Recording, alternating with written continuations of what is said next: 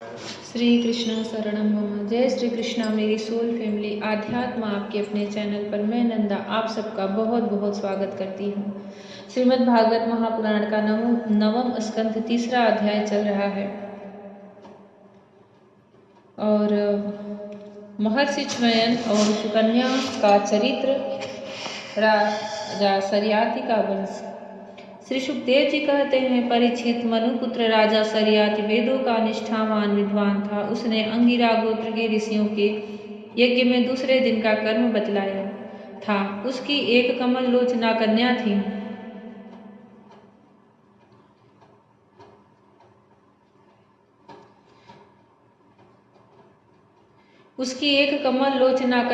उसका नाम था सुकन्या। एक दिन राजा सरियाती अपनी कन्या के साथ वन में घूमते घूमते च्वयन ऋषि के आश्रम पर जा पहुंचे। सुकन्या अपनी सखियों के साथ वन में घूम घूम कर वृक्षों का सौंदर्य देख रही थी। उसने एक स्थान पर देखा कि बॉबी दीमकों की एकत्रित की हुई मिट्टी के छेद में से जुगनू की तरह दो ज्योतियां दिख रही हैं। देव की कुछ ऐसी प्रेरणा थी। सुकन्या ने बाल सुलभ चपलता से कांटे के द्वारा उस ज्योतियों को भेद दिया। इससे उनमें से बहुत सा खून बह चला। उसी समय राजा सरियाती के सैनिकों का मलमूत्र रुक गया। राजर्षि सरियाती को यह देखकर बड़ा आश्चर्य हुआ। उन्होंने अपने सैनिकों से कहा, अरे तुम लोगों ने कहीं महर्षि च्वयन जी के प्रति कोई अनुचित व्यवहार तो नहीं कर दिया? मुझे तो यह स्पष्ट जान पड़ता है कि हम लोगों में से किसी न किसी ने उनके आश्रम में कोई अनर्थ किया है। तब सुकन्या ने अपने पिता से डरते डरते कहा कि पिताजी, मैंने कुछ अपराध अवश्य किया है। मैंने अनजान में दो ज्योतियों को कांटे से छेद दिया है। अपनी कन्या की बात सुनकर सरियाती घबरा गए। उन्होंने धीरे धीरे स्तुति करके बाम्बी में छिपे हुए च्वयन मुनि को प्रसन्न किया। तदनंतर च्वयन मुनि का अभिप्राय जानकर उन्होंने अपनी कन्या उन्हें समर्पित कर दी और इस संकट से छूटकर बड़ी सावधानी से उनकी अनुमति लेकर वे अपनी राजधानी में चले आए। इधर सुकन्या परम क्रोधी च्वयन मुनि को अपने पति के रूप में प्राप्त करके बड़ी सावधानी से उनकी सेवा करती हुई उन्हें प्रसन्न करने लगी। वह उनकी मनोवृत्ति को जानकर उसके अनुसार ही बर्ताव करती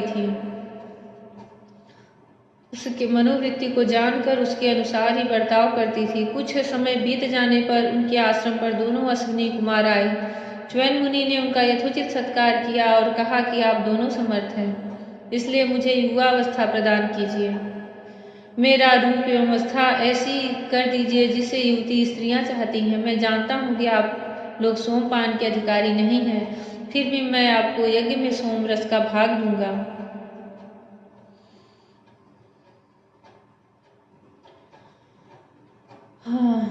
वैद्य शिरोमणि अश्विनी कुमारों ने महर्षि च्वयन का अभिनंदन करके कहा, ठीक है, और इसके बाद उनसे कहा कि यह सिद्धों के द्वारा बनाया हुआ कुंड है, आप इसमें स्नान कीजिए। च्वयन मुनि के शरीर को बुढ़ापे ने घेर रखा था। सब ओर नसें दिख रही थी। झुर्रियां पड़ जाने एवं बाल पक जाने के कारण वे देखने में बहुत भद्दे लगते थे। अश्विनी कुमारों ने उन्हें अपने साथ लेकर कुंड में प्रवेश किया। उसी समय कुंड में से 3 पुरुष बाहर निकले। वे तीनों कमलों की माला, कुंडल और सुंदर वस्त्र पहने एक से मालूम होते थे। वे बड़े ही सुंदर एवं स्त्रियों को प्रिय लगने वाले थे। परम साध्वी सुंदरी सुकन्या ने जब देखा कि ये तीनों एक ही आकृति के तथा सूर्य के समान तेजस्वी हैं, तब अपने पति को न पहचान कर उसने अश्विनी कुमार की शरण ली। उसके पतिव्रत से अश्विनी कुमार बहुत संतुष्ट हुए। उन्होंने उसके पति को बतला दिया और फिर च्वयन मुनि से आज्ञा लेकर विमान के द्वारा वे स्वर्ग को चले गए।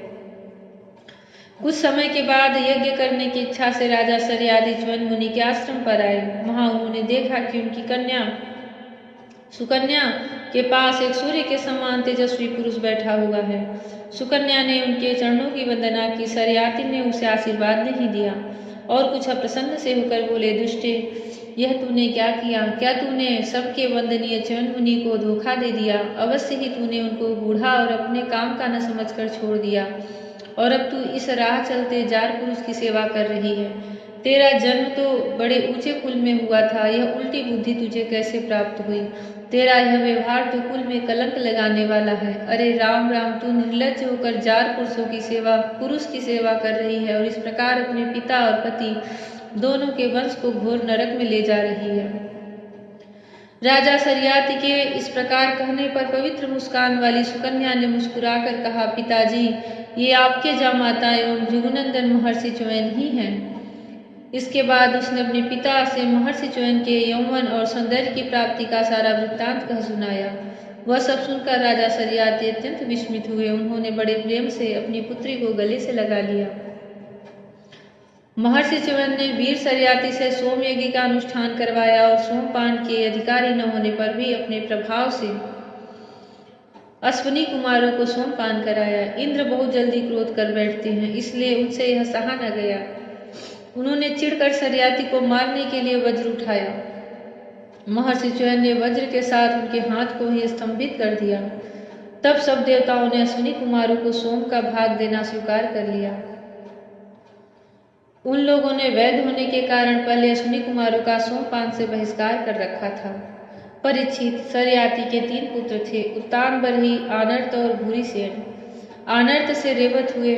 महाराज रेवत ने समुद्र के भीतर कुशस्थली नाम की एक नगरी बसाई थी।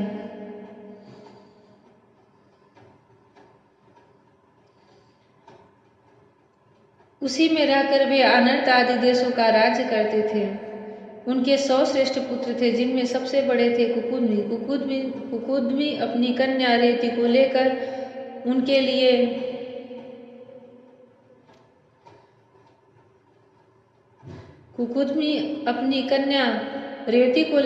उसके लिए वर पूछने के उद्देश्य से ब्रह्मा जी के पास गए। उस समय ब्रह्मलोक का रास्ता ऐसे लोगों के लिए बेरोक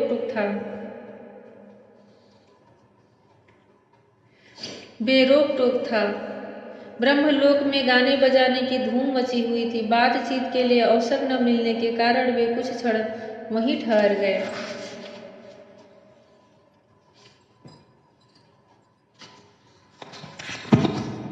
उत्सव के अंत में ब्रह्मा जी को नमस्कार करके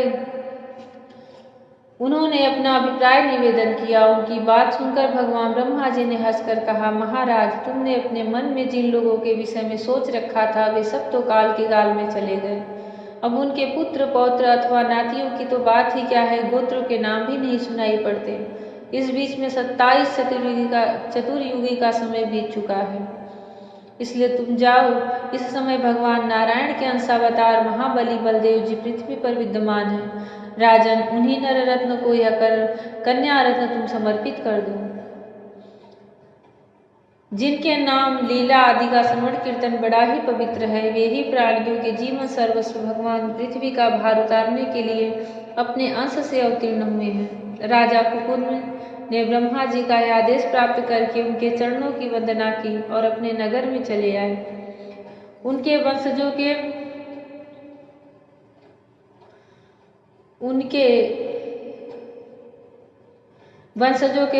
वंशजों ने यक्षों के भय से वह नगरी छोड़ दी थी और जहां तहां यूं ही निवास कर रहे थे। राजा कुकुद ने अपनी सर्वांग सुंदरी पुत्री परम बलशाली बलराम जी को सौंप दी और स्वयं तपस्या करने के लिए भगवान नर नारायण के आश्रम बद्री वन की ओर चल दिए।